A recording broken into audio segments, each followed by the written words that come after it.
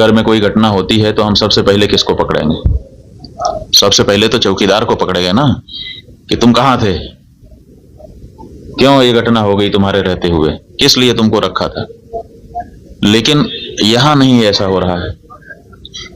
यहां जो है कहते तो हैं कि हम चौकीदार हैं, लेकिन चौकीदारी अगर की गई होती, हाँ चौकीदार अगर अपने काम में पक्का होता है तो उसके ऊपर आक्रमण करके उसको कोई मार दे, लेकिन फिर कहा जाता है कि इस चौकीदार ने अपना निभाया।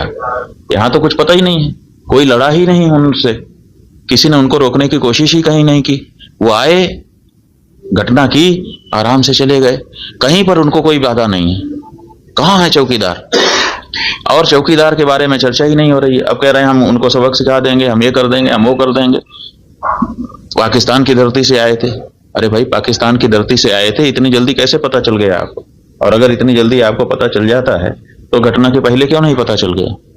और दूसरी बात यह है कि अगर पाकिस्तान से आए तो पाकिस्तान के खिलाफ अच्छी तगड़ी कार्रवाई करिए। आप कह रहे हैं कि हम सिंधु नदी का जल रोक देंगे। आपके पास जल को रोकने या उसको डाइवर्ट करके अपने ही यहाँ, अपने ही देश में रख लेने का कोई उपाय ही नहीं है।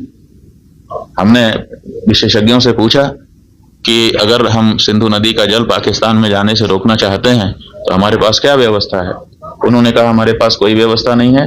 अगर हम आज से शुरू करें कि ऐसी व्यवस्था हम बना लें तो पैसा कितना लगेगा वो तो अभी पूछिए ही मत। अगर पैसा पर्याप्त दे दिया जाए, पैसे के कारण एक दिन भी काम ना रुके, तब भी 20 साल लगेगा, तब हम सिंधु नदी का जल रोक पाएंगे। तो ऐसी परिस्थिति में हम ये कह दे रहे हैं कि हम सिंधु नदी का जल रोक लेंगे। और टेलीविजन के एंकर हमने सुना, वो कह रहे थे बूंद बूंद के लिए तरसेगा पाकिस्तान, एक गिलास शुद्ध पानी नहीं मिल पाएगा, खेती नष्ट हो जाएगी, बिजली नष्ट हो जाएगी, ये हो जाएगा, वो हो जाएगा। गजब बता रहे थे, ऐसा लग रहा था कि जैसे प्यास तो लगी गई पाकिस्तान को। और इधर विशेषज्ञ बता रहे हैं कि हमारे पास पानी को रोक लेने का कोई उपाय ही नहीं है।